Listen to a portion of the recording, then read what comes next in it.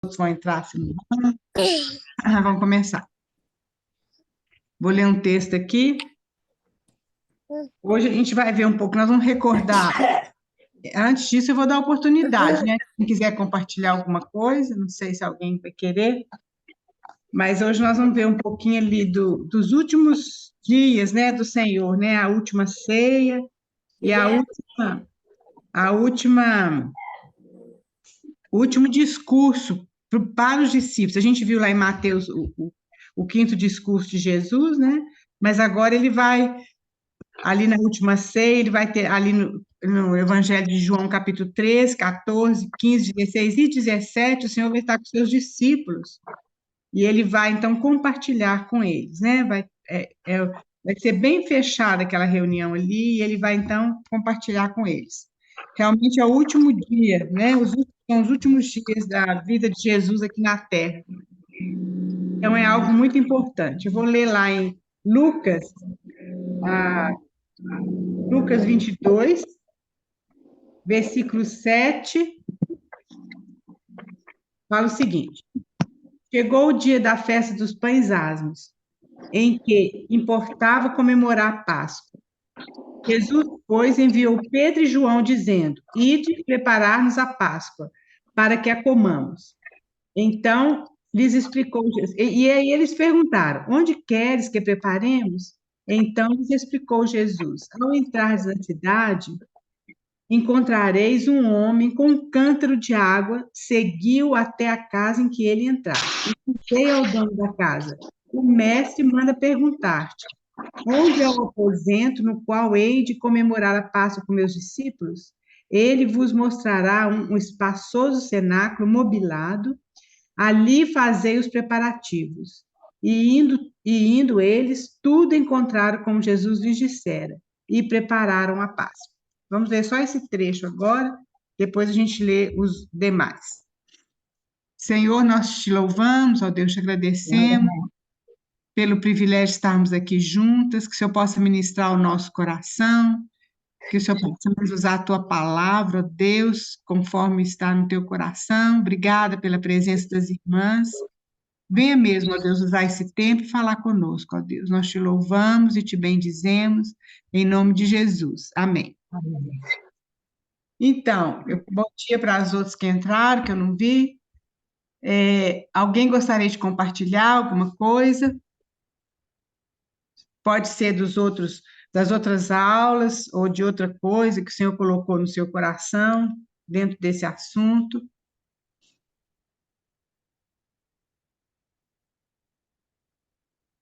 Todo mundo caladinho?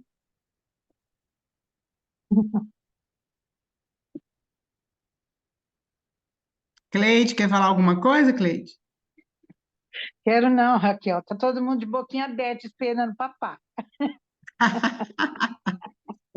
Ah, Não, quero falar que hoje quase que eu não vejo a reunião, não tenho visto, né? Mas eu vejo depois.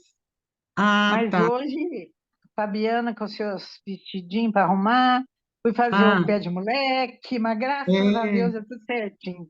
você está tarefada aí, né, Cleide? Não, mas não estou muito, não, é só a cabeça. Isso.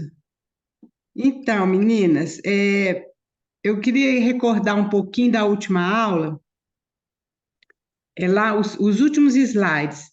Nós falamos sobre, para quem está entrando agora, né? Acho que é a Paulinha, não sei se tem mais alguém. A gente está falando sobre os discursos, nós estamos estudando sobre a vida do Senhor Jesus, né? E a gente estudou vários, desde o nascimento, das profecias, etc. E depois nós vimos em Mateus os 5 discursos de Jesus. O primeiro discurso das bem-aventuranças, que Jesus apresenta o reino, as características do reino.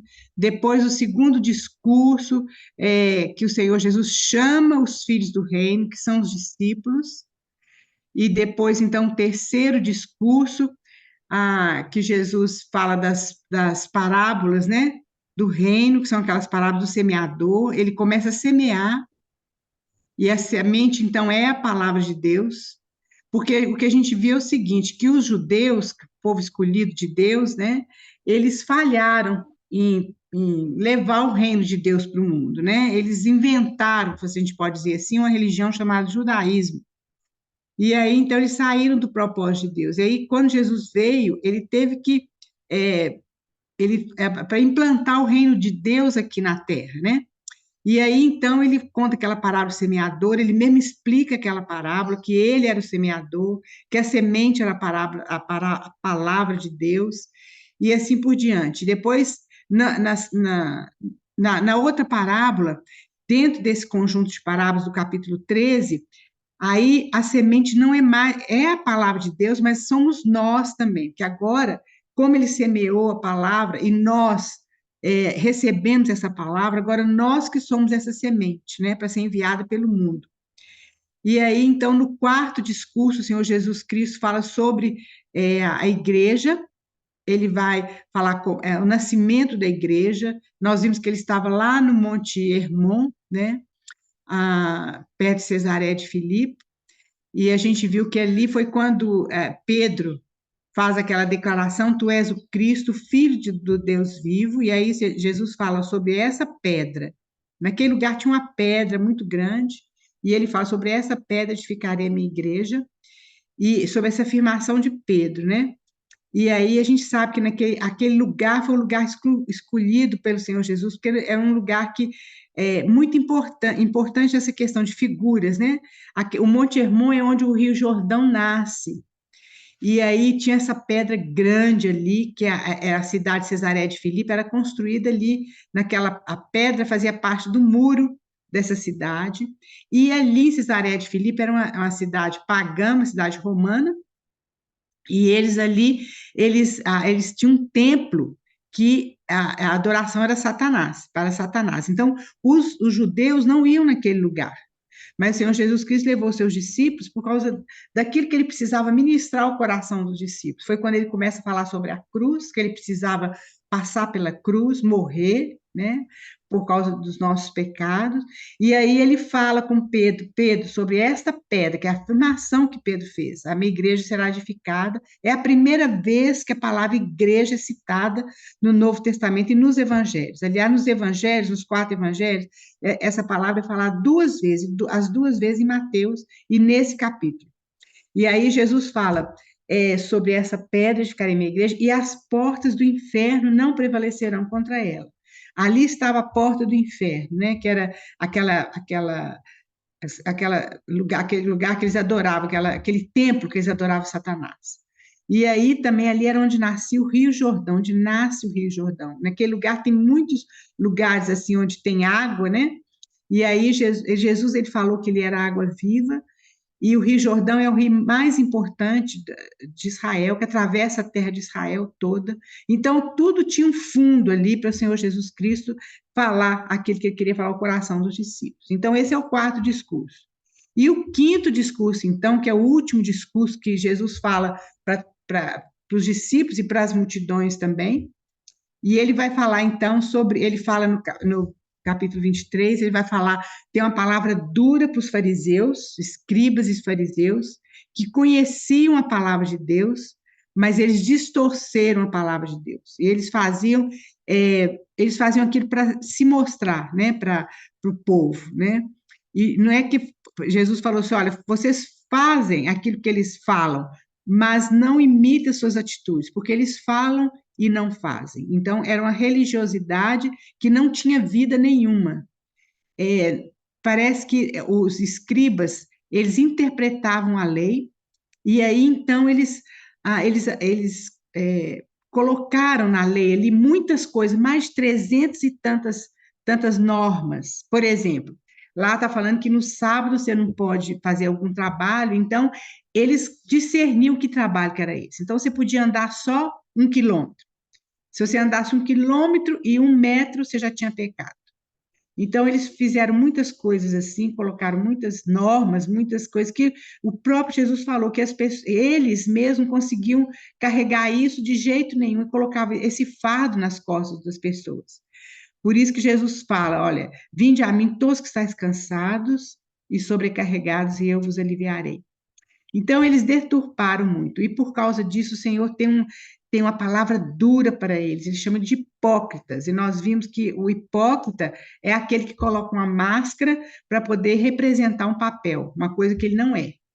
E aí Jesus falou que eles eram como sepulcros caiados, e aí até Elaine pegou várias fotos para nós, a gente viu que quando Jesus falou sobre isso, ele estava bem ali no templo, nas escadarias do templo, assim, no complexo do templo, né? Nós mostramos nessas fotos, e ele falou, então, os escribas estavam ouvindo.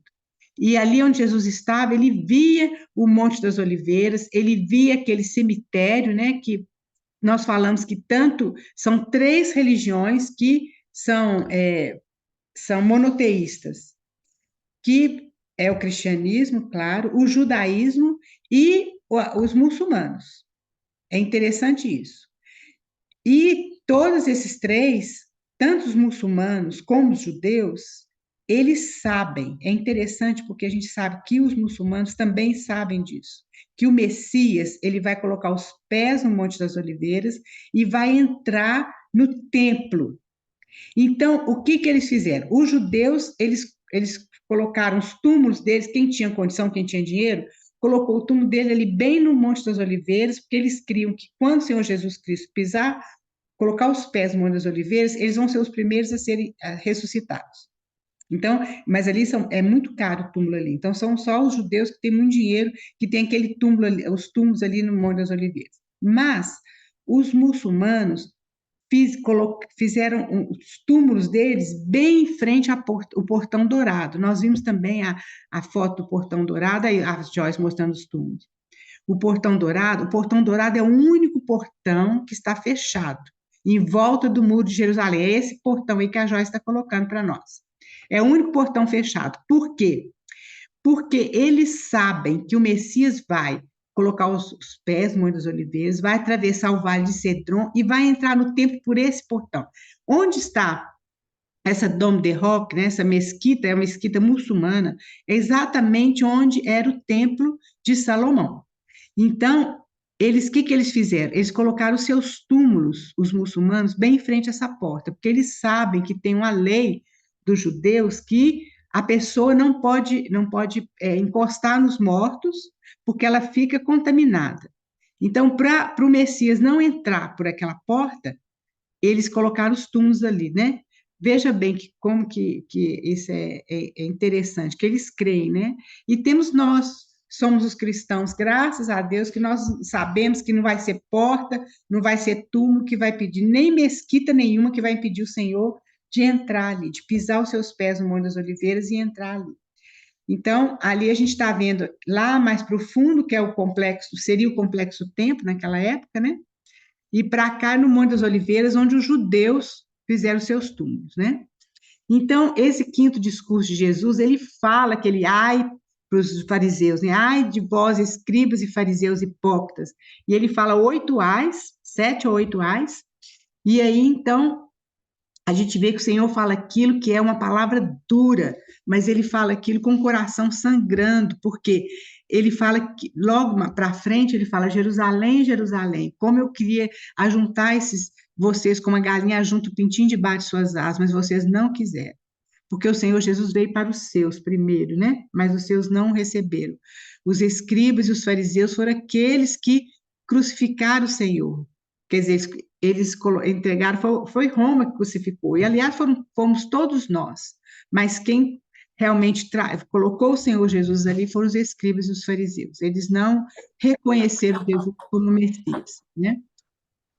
E aí, então, o Senhor Jesus fala desses 8 ais, ele estava sentado nessa escadaria e falou com ele, vocês são como sepulcros caiados, porque na época da Páscoa, isso aí já era a última semana do Senhor Jesus, ali da sua vida, e na época da Páscoa, esses fariseus, eles limpavam os túmulos por fora, pintavam, né, porque eles criam que o Messias viria na Páscoa, né? Então, Jesus fala, vocês são como esses sepulcros caiados, que por fora eles estão. Oi, Oi, tá boa, Raquel? Joia. Por fora eles estão pintados, mas por dentro eles estão cheios de podridão, estão cheios de sujeira, né? Então Jesus faz essa comparação, porque olha aqueles túmulos lá. Pode passar, Joyce, por favor. E aí, então, Jesus, então, ele sai ali do templo, ele passa, ele faz aquele lamento, né? E nós vimos esse lamento, esse finalzinho que ele fala Jerusalém, Jerusalém.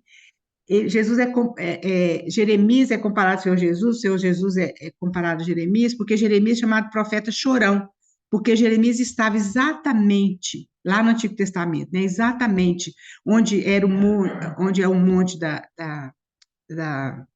onde Jesus foi crucificado, Gólgota, e ele estava vendo Jerusalém pegar fogo pelos babilônios, lá no Antigo Testamento, né? Jerusalém foi destruída.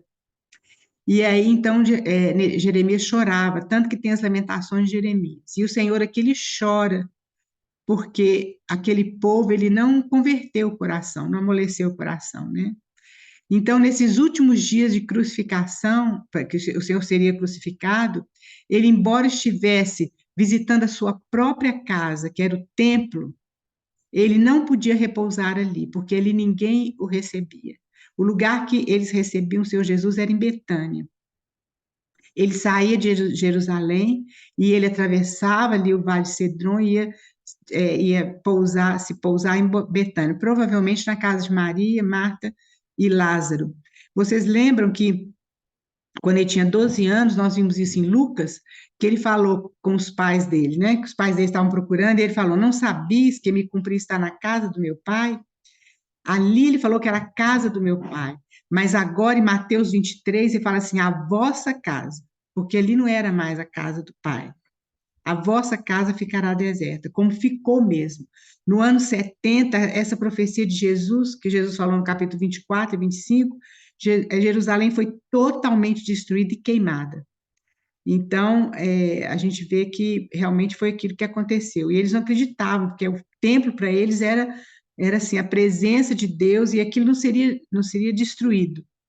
E a gente sabe, a gente viu também que quando o general Tito, no ano 70, o general romano Tito, invadiu Jerusalém, ele iria invadir Jerusalém, foi na época da Páscoa, e aí os judeus começaram todos a ir para Jerusalém. E Tito, inclusive, ele não entendeu aquilo, mas ele mandou abrir as portas de Jerusalém, e aquele povo entrou.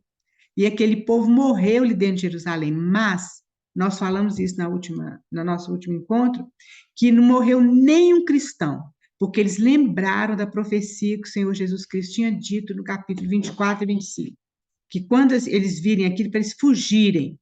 E eles fugiram, tanto que João fugiu com Maria, isso são historiadores que falam, e foi para Éfeso, né?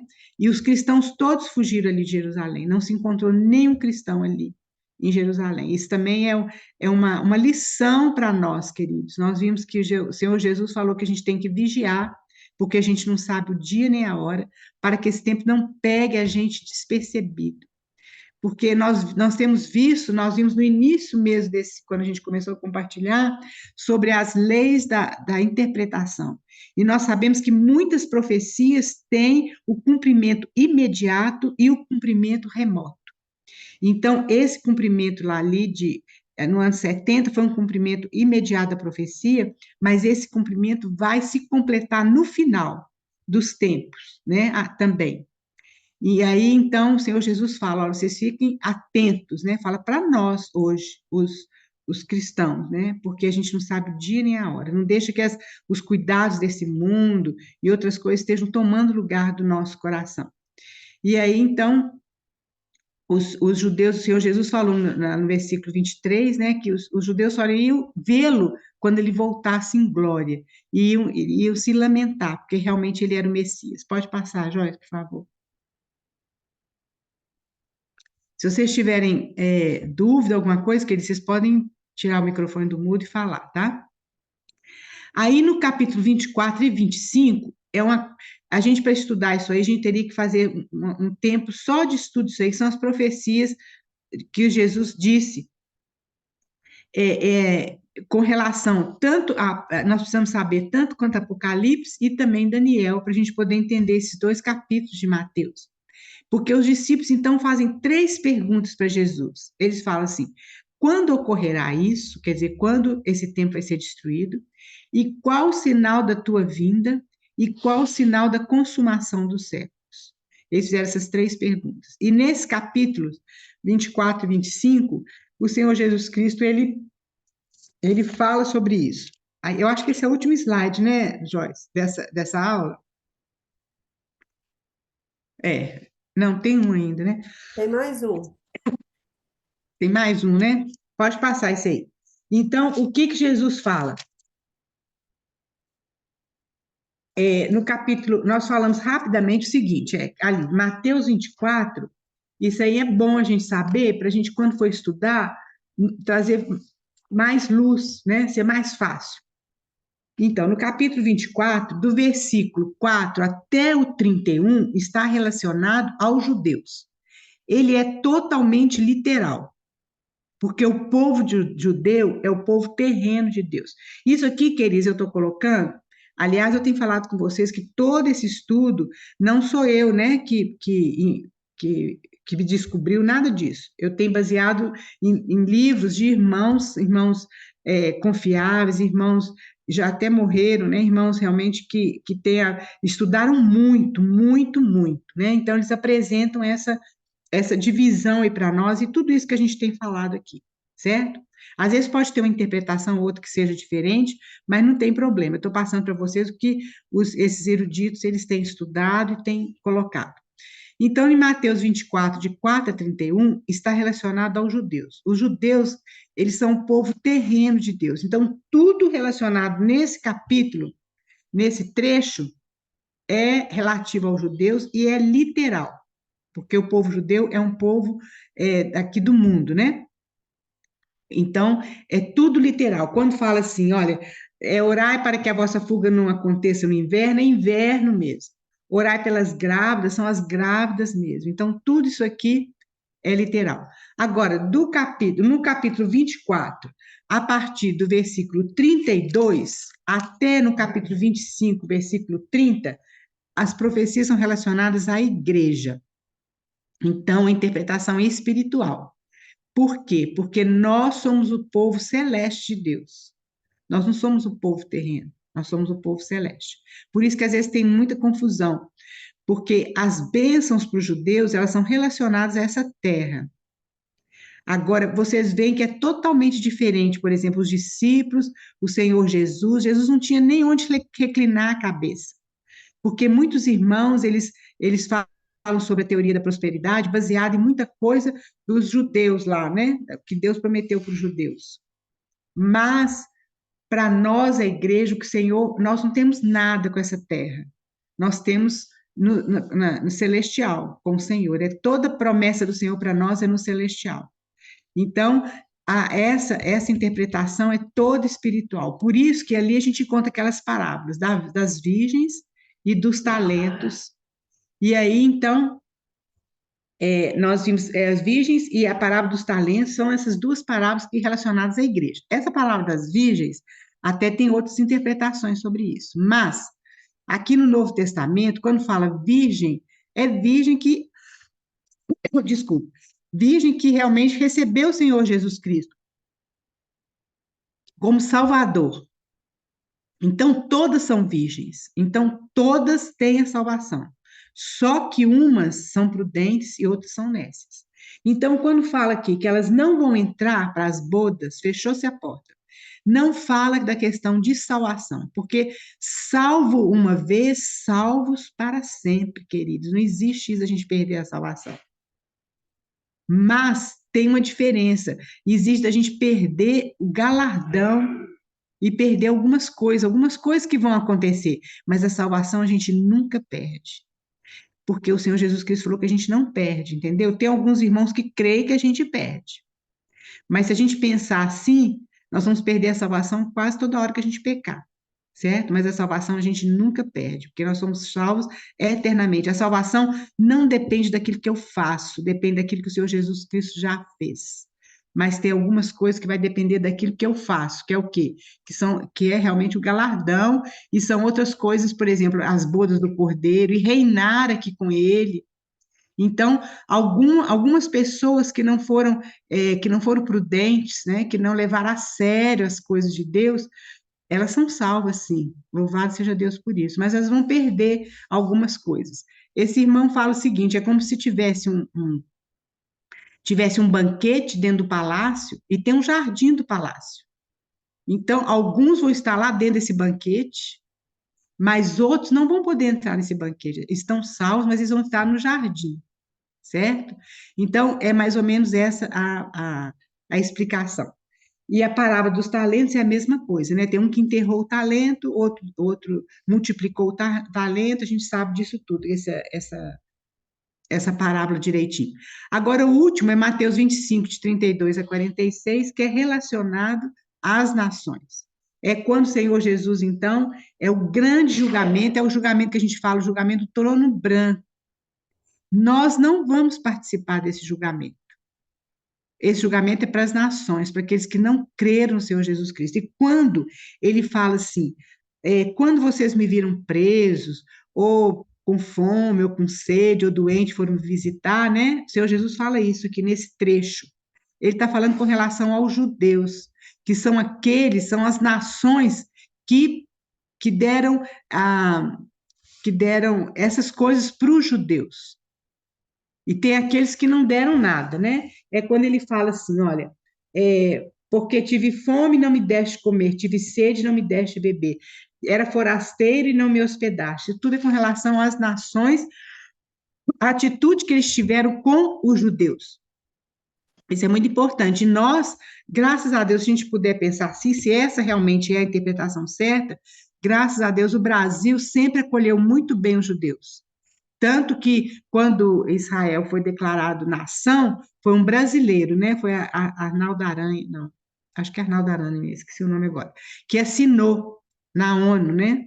Então, o Brasil realmente ele tem abraçado os judeus, sempre teve um relacionamento muito bom com os judeus. Então, realmente é isso aí, querido, desses capítulos, para a gente estudar mais profundamente, a gente tem que gastar bastante tempo. Nós vamos passar para a aula de hoje. Alguém quer falar alguma coisa, compartilhar?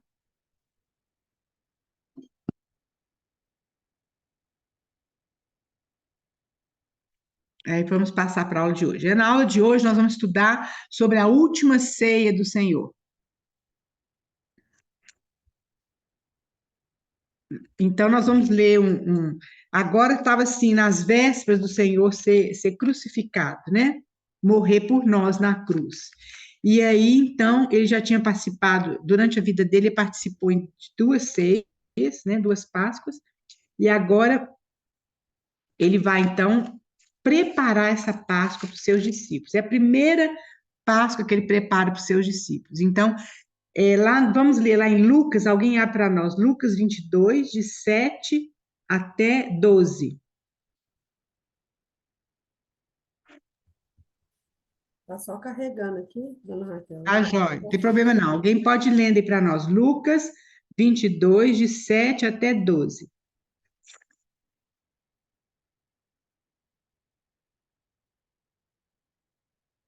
Alguém achou aí?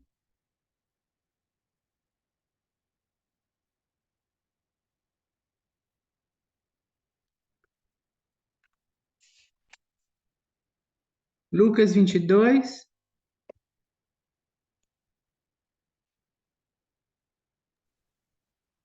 Eu vou ler aqui, né? Isso. Lucas 22, de 7 a 7. 12. Isso, por favor. Finalmente, chegou o dia dos pães sem fermento, no qual devia ser sacrificado o cordeiro pascal.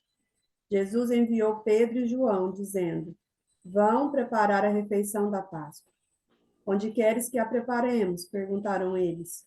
E ele respondeu: Ao entrarem na cidade, vocês encontrarão um homem carregando um pote de água.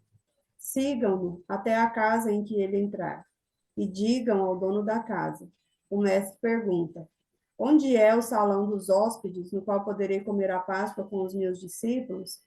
Ele lhes mostrará uma ampla sala no andar superior, toda mobiliada.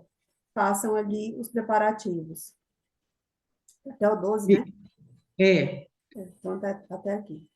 isso. Então tá, obrigada, é isso mesmo. É interessante porque foi a primeira vez que o Senhor Jesus prepara essa Páscoa. Teria que matar o cordeiro, né? É exatamente aquela Páscoa que é falada lá em Êxodo, né? Matar o cordeiro, ter as ervas amargas. e eles se reuniram em torno daquele cordeiro.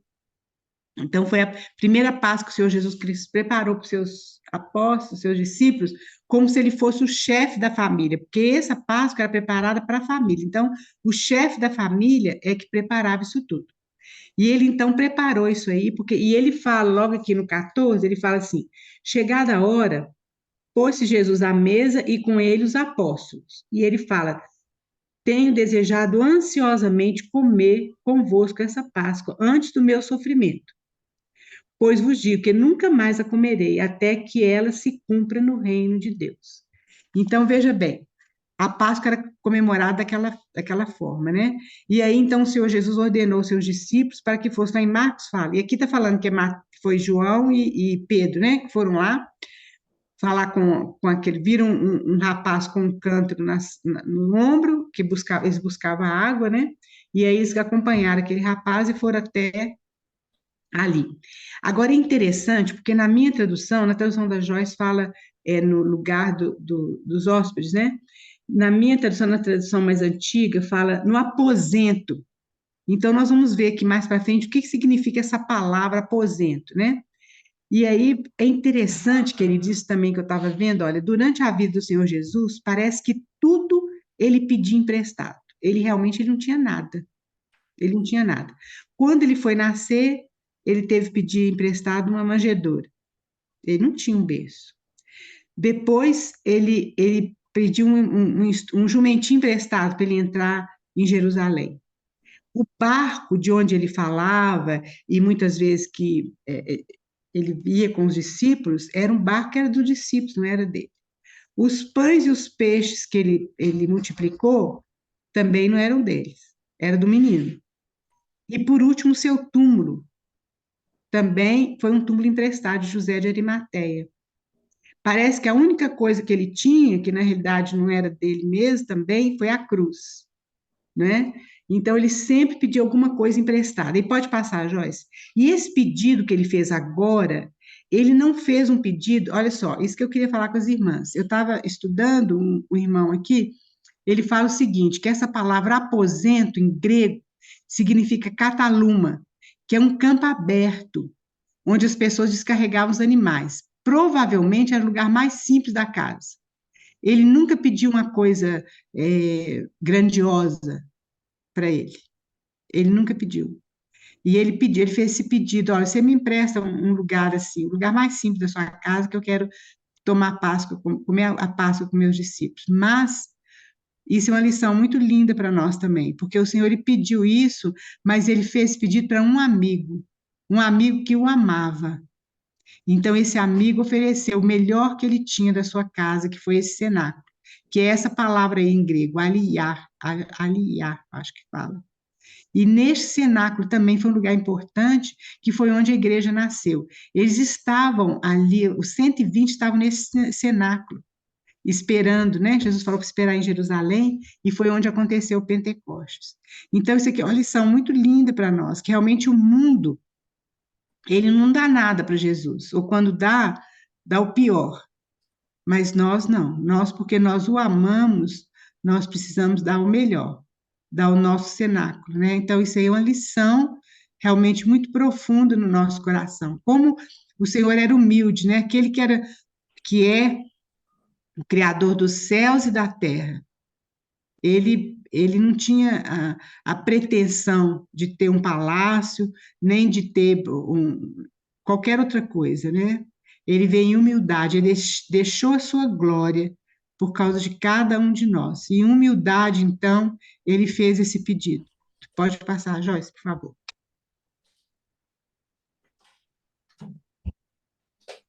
E aí, então, queridos, na ceia mesmo, tem vários cálices, né, que a pessoa, que o chefe da casa tomava. E o do primeiro cálice era o cálice da bênção, se não me engano, e logo depois que repartia esse cálice, o dono da casa ia lá e lavava as mãos. Só que Jesus fez diferente, ele não foi lavar as mãos, mas nós sabemos o que ele fez, ele lavou os pés dos discípulos. Então, alguém lê para nós aí em João 13, 13 de 1. É, Antes da festa da Páscoa, sabendo Jesus que era chegada a sua hora de passar deste mundo para o Pai, e havendo amado os seus que estavam no mundo, amou-os até o fim. Enquanto ceavam, tendo já o diabo posto no coração de Judas, filho de Simão Iscariotes, que o traísse, Jesus, sabendo que o Pai lhe entregara tudo nas mãos e que viera de Deus e para Deus voltava, levantando-se da ceia, tirou o manto e, tomando uma toalha, cingiu-se. Depois deitou água na bacia e começou a lavar os pés dos discípulos e a enxugá-los com a toalha com que estava cingindo. Até aí? Não, pode ir mais um pouquinho. Chegou, pois, a Simão Pedro, que lhe disse: Senhor, lava-me os pés a mim? Respondeu-lhe Jesus: O que eu faço tu não sabes agora, mas depois o entenderás. Tornou-lhe Pedro: Nunca me lavarás os pés. Replicou Jesus: Se eu não te lavar, não tens parte comigo. Disse-lhe Simão Pedro: Senhor, não somente os meus pés, mas também as mãos e a cabeça. Respondeu-lhe Jesus: Aquele que se banhou não necessita de lavar senão os pés, pois no mais está todo limpo, e vós estáis limpos, mas não todos. Isso. E aí, então, olha como é que é importante isso aqui, né, queridos? Porque esse trabalho, a gente sabe disso, é muito falado. Primeiro, fala quando fala aqui que Jesus os amou e amou até o fim, não é só até o fim na questão de tempo, mas é questão, o fim aí é questão, assim, de amor de uma maneira abundante, muito grande. Jesus os amou assim, com toda intensidade. Esse é o significado, amou-os até o fim, né? Apesar do que eles eram, que até então eles ainda estavam discutindo quem que ia ser maior no reino, eles não estavam entendendo muita coisa, né? Mas o Senhor, mesmo assim, ele os amou, assim como ele nos ama hoje, né? E aí o Senhor, ele não lavou as mãos, ele foi e lavou os pés dos discípulos, que era um papel do servo mais humilde. Sempre quando tinha uma refeição assim, as pessoas chegavam com seus pés sujos, né? A gente sabe disso, que andavam na terra com sandálias, e as pessoas, e esse servo, então, que era o servo mais humilde, então, lavava os pés. Aí, com certeza, não tinha nenhum servo lá para lavar o pé. E qual foi o servo que foi lavar os pés dos discípulos? Foi o Senhor, né? Então, hoje, essa é uma lição para nós também. Hoje, como igreja, nós devemos lavar os pés uns dos outros. Isso é uma expressão de amor e uma expressão de comunhão. Porque, olha bem, quando Jesus fala com Pedro aqui, olha, se eu não te lavar os pés, você não tem parte comigo. Isso é questão de comunhão. Então, o que a gente está falando aqui não é lavar os pés literalmente, mas é o que a gente faz, o cuidado nosso, né, com as pessoas. Nós vamos ver aqui para frente. Então, o Senhor, ele amou a sua igreja, amou até o fim, amou intensamente e ama até hoje. Ele deu a vida dele, né? E ele a purificou com a lavagem de água. Alguém abre lá para nós em Efésios 5, 25b a 27.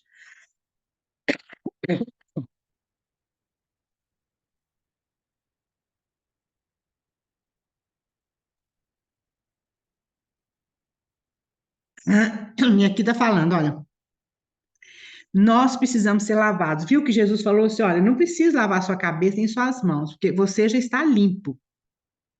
Mas os pés precisam. Por quê? Porque o pé, a gente tem contato com o mundo o tempo todo.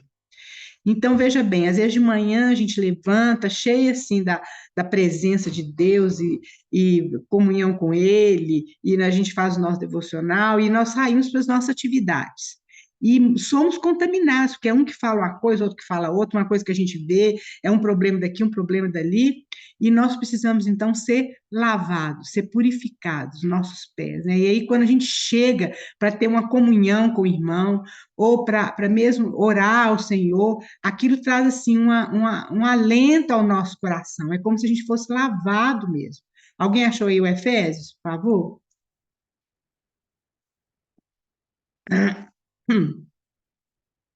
Raquel, acho que não é Efésios 5, não.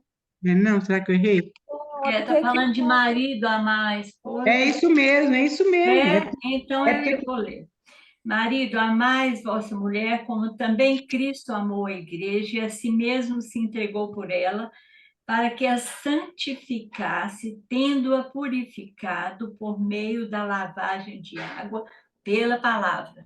É exatamente isso. Para apresentar a si mesmo igreja gloriosa, sem mácula, nem ruga, nem coisa semelhante, porém santa e sem defeito. Então, o Amém. Senhor Jesus amou a sua igreja, ele lavou, nós precisamos ser lavados todos os dias, queridos. Nós precisamos ser lavados e purificados o tempo todo. E o Senhor faz isso, mas nós fazemos isso uns com os outros, isso é a comunhão. Nós não podemos negligenciar a comunhão. Nós não podemos pensar assim, eu posso ser sozinho, eu leio a palavra, eu oro. Não, nós não podemos, nós precisamos de uns dos outros. Então, lavar os pés significa comunhão, não só comunhão com os irmãos, mas comunhão com o Senhor. Quando nós compartilhamos Cristo, nós temos comunhão. Quando as pessoas, a gente está conversando sobre as coisas de Deus, sobre a palavra de Deus, é quando nós temos comunhão. E é quando nós purificamos uns aos outros. Quantas vezes, querido, eu não sei as irmãs, mas quantas vezes a gente é abençoado, às vezes com a palavra de uma irmã, fala alguma coisa, nem está sabendo aquilo que a gente está passando, mas uma palavra, ou uma palavra que ela manda para a gente, o que ela fala, uma oração que ela faz, a gente é fortalecido. Nós precisamos disso aqui, isso é muito importante. E nós devemos ser humildes para sermos lavados. Pedro não queria que o Senhor lavasse os pés dele. Eu sei que Pedro pensou, Senhor, você é Senhor, como é que vai lavar meus pés? Mas nós precisamos ser humildes e aceitar sermos lavados pelo Senhor e pelos nossos irmãos. Muitas vezes as pessoas às vezes chegam para nós e às vezes falam alguma coisa, né, que a gente não deveria fazer, eu não sei, seja o que for. E muitas vezes nós ficamos ofendidos. Mas isso aí não devia acontecer. A gente devia ser humilde para poder receber essa palavra. E diante do Senhor, Senhor, é isso mesmo? O Senhor está querendo falar no meu coração, é isso mesmo? Eu preciso consertar isso mesmo na minha vida? Às vezes tem algumas coisas que são faladas que não tem nada a ver, mas algumas coisas são sim. Então, nós precisamos dessa comunhão, irmãos, precisamos de estar juntos. A gente fala assim, não, mas, nossa, aquele pessoal é tão enjoado, não sei o quê. Nós somos todos, eu lembro do Marcelo, do MPC, ele fala um negócio que ele tem razão. Ele fala, quem gosta de crente é só Deus. E é verdade mesmo, porque nós somos muito complicados. Deus do É céu. muito complicado. Então, é só Jesus mesmo que nos ama até o fim. Mas nós precisamos amar os nossos irmãos. Nós vimos, quando Jesus estava falando sobre a igreja, naquele quarto discurso, a gente viu que ele falou sobre aquele irmão que desvia, aquela ovelha que desvia, que nós precisamos ir atrás, que nós precisamos orar por ela, que nós precisamos conquistar o coração daquele irmão. É muito difícil, queridos, que a gente quer, deixa para lá, né? Mas não é essa a nossa atitude, não deveria ser. Que o Senhor possa ter misericórdia de nós, pode ter misericórdia mesmo, porque eu mesmo muitas vezes não tenho paciência, né? Muitas vezes também eu não tenho humildade de aceitar o que a pessoa fala para mim, que eu preciso consertar na minha vida. Então, isso é orgulho, nós precisamos ser humildes, assim como o Senhor, nosso Senhor, foi. Pode passar, Joyce, por favor.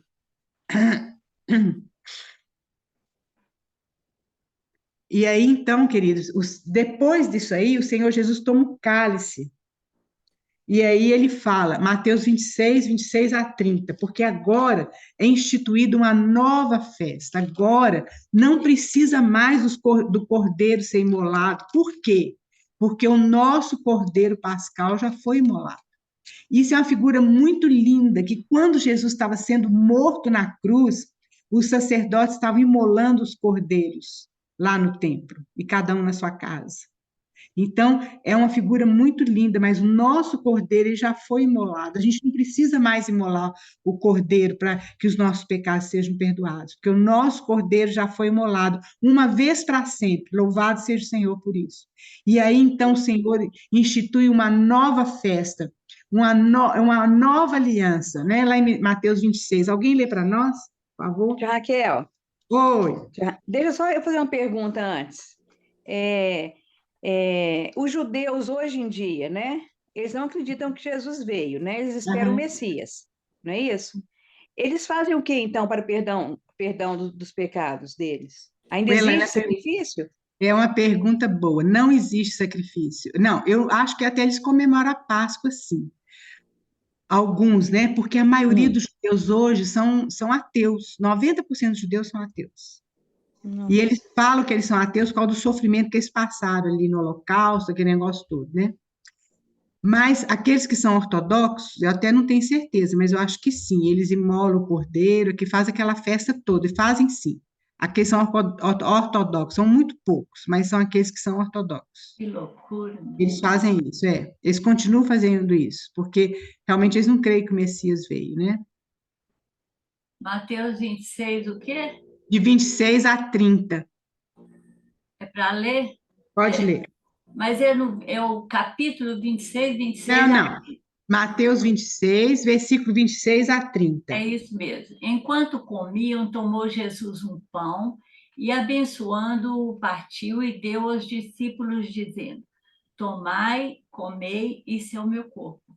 A seguir, tomou um cálice e, tendo dado graças, o deu aos discípulos, dizendo: Bebei dele todos, porque isso é o meu sangue, o sangue da nova aliança, derramado em favor de muitos para a remissão de pecados. E digo-vos que desta hora em diante não bebereis desse fruto da videira, até aquele dia em que hei de beber de novo convosco no reino de meu Pai. E tendo cantado o hino, saíram para o Monte das Oliveiras. Desculpa. Então, é isso mesmo. Então, queridos, então, essa aí é a nova aliança do Senhor conosco. É o pão e o vinho, é o que a gente comemora, é a ceia que a gente comemora. Então, quando a gente está comemorando a ceia, nós devemos lembrar que o Senhor vai voltar e que aquilo ali é uma prova de amor por nós. A gente não pode negligenciar a ceia do Senhor. Tem alguns irmãos que tomam a ceia todas as vezes que eles se encontram no domingo. É muito importante essa ceia, porque essa ceia nos remete àquilo que o Senhor Jesus fez por nós e que ele vai voltar. É a esperança, nossa esperança no coração. Então, aquela festa da Páscoa foi a última festa que o Cordeiro foi morto. E ela foi cumprida, porque o Senhor deu à sua igreja uma nova festa, porque Ele é o Cordeiro de Deus, que foi imolado em nosso lugar. Lembra? A última palavra do Senhor Jesus Cristo na cruz foi tetelestai, está cumprido. Ele cumpriu tudo, tudo para a justiça de Deus. Tudo foi cumprido. Então, quando a gente toma aquele cálice e come aquele pão, nós devemos lembrar disso e que nós fazemos parte de um mesmo corpo. Então, o trabalho de redenção foi um trabalho completo e nós devemos celebrar esse amor de Deus por nós e a obra do Senhor consumada. Ele tetelestai fala, está consumado, acabou. Essa palavra tetelestai é uma palavra de justiça, né? Como é que a gente fala, gente? No dicionário de justiça, né, de um delegado, fala assim, olha, acabou, não tem nada mais para você pagar, está tudo acertado, está tudo certo. Então, nós devemos lembrar dessa nova aliança do Senhor que Ele fez conosco, é uma festa muito importante. Nós não podemos esquecer e nem ter um pensamento, e temos que ter um pensamento e um coração voltado para isso aí.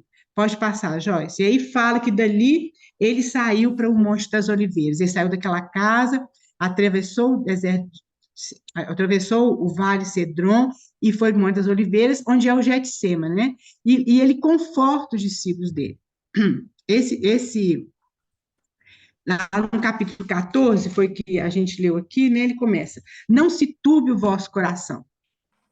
Então, que é para a gente não ficar preocupado, que ele ia mandar o Espírito Santo. Ele estava preocupado conosco, porque ele ia embora. E aí, nós vamos ficar órfãos, né? É o que o discípulo devia estar pensando. Não, vou mandar o Espírito Santo. E aí, então, ele começa a compartilhar, que é o capítulo 15, 16, é o 14, né? Não, é o 15, 16. O 15 vai falar sobre a videira verdadeira, nós não vamos fazer isso hoje, porque é um capítulo muito importante, lá de João. E o 16 e o 17. Então, enquanto Jesus saiu ali daquela casa onde ele estava, atravessou o Vale de Cedron, alguns Alguns historiadores falam que ele saiu dali, atravessou o Vale de Cedron, e que tinha uma parreira, e aí, então, ele compartilhou sobre aquela parreira, que é sobre a videira verdadeira, que ele era a videira verdadeira, e depois ele entra no Getsemane, né? Eu quero que a gente veja umas fotos que a Elaine colocou aqui para nós, e depois, então, nós vamos fazer esses outros capítulos lá em João, que é o capítulo 15, 16 e 17, né? E depois 18, o Senhor está lá no Getsemane. E aí, então, o Senhor fala, olha, não se turbe, não se preocupe, que eu vou mandar um consolador, um outro consolador, que é o Espírito Santo, que foi derramado. Essa profecia se cumpriu no dia de Pentecostes. E hoje, esse Espírito habita em nós. Isso é uma coisa maravilhosa, né? O Espírito habita em nós e nós habitamos em Cristo. Então, o maior presente de Deus para nós foi o Senhor Jesus Cristo. Ele deu tudo, tudo, e o melhor que ele tinha. E o maior presente de Jesus para nós é o Espírito Santo que habita em nós. Isso é muito maravilhoso, queridos, é algo que a gente deve lembrar sempre, que nós temos esse Espírito no nosso coração, que é o Espírito do Senhor Jesus Cristo, né? Ô, Joyce, pode passar aí para as fotinhas, por favor? Eu acho que isso aqui seria o último, né? O último slide, Aí a Elaine colocou uns slides aqui, Elaine, muito obrigada, foi muito bom, sobre o Jardim do Getsemane. Aqui parece que é a entrada, né? A saída, não sei, do jardim. Esse Jardim do Getsemane, ele está bem ao sopé do Monte das Oliveiras, e ele é cheio de oliveiras. Nós vamos ver, pode ir passando, Joyce. Tem muitas fotografias, eu deixei passar. Aí, ó, as oliveiras. Isso tudo são oliveiras. Tá vendo? É uma parte do jardim, pode ir passando. Aqui eles fizeram como é que fala, gente? Como Jesus estivesse, vocês estão conseguindo enxergar? Como Jesus estivesse deitado em cima de uma árvore ali, né? Ele estava em agonia, muita agonia. Ele sabia o que ele ia passar. Pode passar, Elaine, Joyce, por favor. Aí, essa capela que está logo ali na frente, no Getsemane, eles falam que é onde Jesus, é o jardim do Getsemane, né? Onde ele estava em agonia, é isso aí mesmo. Tá vendo que tem os túmulos do lado de cá? Então, são os túmulos que, esse aqui deve estar sendo visto do templo, onde seria o templo, né? Do lado de cá. E ali do lado de lá desse muro, que vocês estão entendendo? É fotografia, então, né? Essa capela de baixo, Joyce, essa aqui de baixo. É essa aí. Essa aí que eles falam que eles acham, né? Isso aí tudo é acham. Todo lugar que eles acham que Jesus teve, eles constroem uma capela. Pode passar, por favor. Aqui é uma oliveira, tá com um tronco grosso aqui, ó, tá vendo? Essas oliveiras, queridos, algumas aqui, são oliveiras de quase 5.000 anos, que eles falam. Então, essas oliveiras, Jesus esteve com essas oliveiras, sim, né? Pode passar, Joyce, por favor. Tem outras que têm um tronco mais grosso. Aqui é outra vista lá, do mesmo lugar, tá vendo? É logo ali, onde estão passando aqueles carros, naquela época era o Vale de Cedron, né? Pode passar, Joyce, por favor.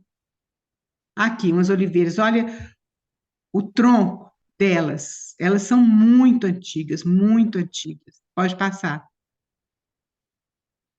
Olha aqui. Por isso que chama Jardim das Oliveiras. É cheio de oliveira. É uma árvore muito bonita. Pode passar. Não é uma árvore grande. Aqui está mais perto, né? O lugar que eles falam onde Jesus ele teve a agonia dele. Pode passar, Joyce, por favor. Aqui é um mapa da Jerusalém na época de Jesus. Esse aqui é o templo, e ali já está o Getsemane com a setinha para lá, tá vendo? O Pórtico de Salomão. O Senhor Jesus sempre, ele estava mais aqui nesse Pórtico de Salomão, depois onde Pedro e João levantaram aquele paralítico, é nesse Pórtico de Salomão. Isso aí. Era a única parte do templo que tinha ficado da época de Salomão mesmo, né? Pode passar, por favor.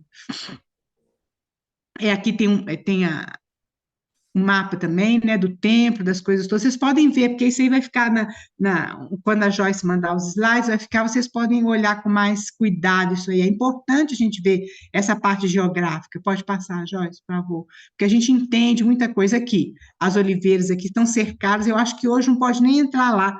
Tá vendo essas oliveiras mais grossas? Pode passar, Joyce. Olha quantos anos as oliveiras lá. Aqui também são as oliveiras.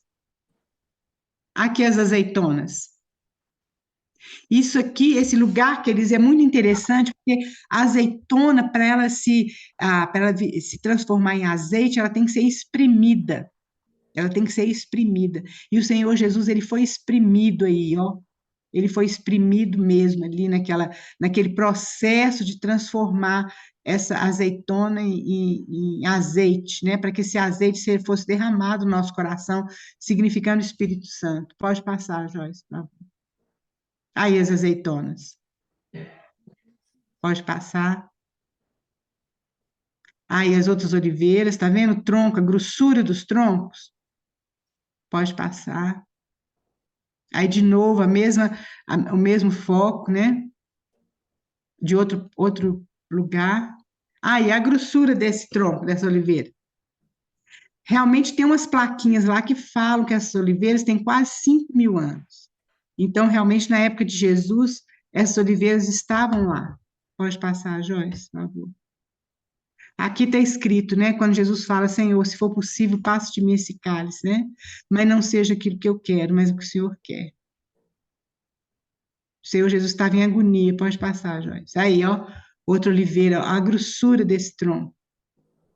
Ela é uma árvore baixinha, não é uma árvore muito grande, mas era uma árvore muito perene, né, para durar tantos anos assim. Aí, mais outros.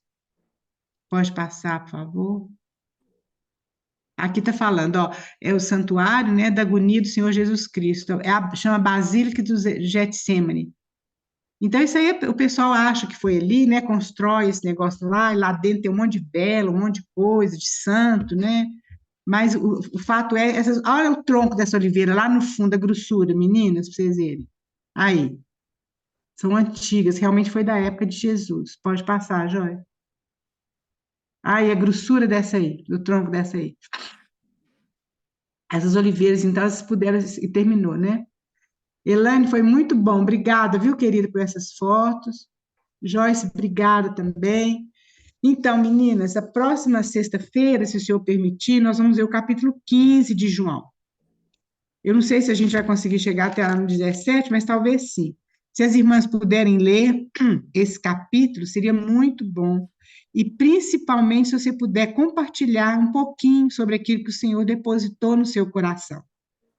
Lembra de lavar os pés uns dos outros, né? Isso nos edifica, nos ajuda, era muito importante. Viu? Muito obrigada pela presença de todos, que o Senhor abençoe e nos dê uma semana de paz, um fim de semana feliz na presença dEle. Vamos orar, então, para terminar. Alguém podia orar para nós, agradecendo a Deus por esse tempo, por tudo aquilo que o Senhor Jesus fez por nós, né? Nós já estamos chegando quase na crucificação dEle, mas também vamos chegar na ressurreição. Louvado seja o Senhor. Alguém ora para nós, por favor?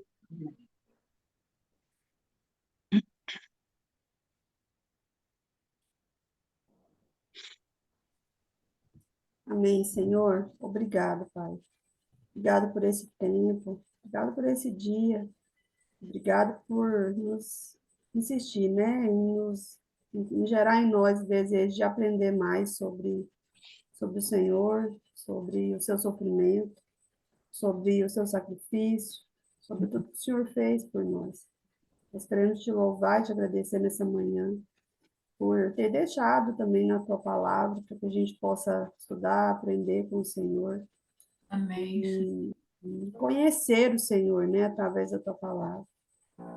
Quanta sabedoria, preciosidade tem na tua palavra, e isso, ter acesso a isso é maravilhoso demais, né? Obrigado por termos acesso a isso, porque temos irmãos que não têm. É Que o Senhor verdade. possa fazer chegar a eles, ó Deus, o conhecimento da tua palavra, assim como o Senhor permitiu chegar a nós, né? Eu me Amém. lembro de muitos irmãos nossos que moram em outros países que nunca tiveram acesso a nenhuma parte da tua palavra escrita. Às vezes não tem nem tradução. Ó Deus, que o Senhor possa fazer chegar até eles. Em nome de Jesus. Te louvo pela vida da dona Raquel. Obrigada, Senhor, por ela ser tão generosa com a gente, de nos ensinar aquilo que o Senhor tem ensinado para ela. Que o Senhor possa retribuir a ela, ó Deus, toda bondade, todo empenho, né, que ela tem tido em compartilhar com a gente aquilo que o Senhor já compartilhou com ela. Abençoa cada um de nós, que tudo que a gente ouviu e aprendeu hoje encontre lugar, né, no nosso coração, na nossa vida, no nosso dia a dia, para que a gente possa refletir sobre isso, para que a gente possa ruminar mesmo sobre o que a gente ouviu aqui hoje, Pai, e buscar todos os dias conhecer mais e mais do Senhor. Em nome de Jesus. Amém. Amém. Queridos, eu nem dei oportunidade para alguém falar alguma coisa. Alguém quer falar alguma coisa? São 10h05. Ou perguntar, ou pode ser na próxima aula também. Todo mundo caladinho. Nossa. Satisfeito com a palavra. Então, Deus abençoe, queridos. Aí, qualquer coisa que vocês quiserem compartilhar, é muito bom vocês compartilharem, viu? Aí, Amém. muito. Aí, semana que vem, nós temos oportunidade novamente, viu? Um beijo grande para todos, viu, querido? Beijo, bom final de semana. Deus abençoe. Obrigada.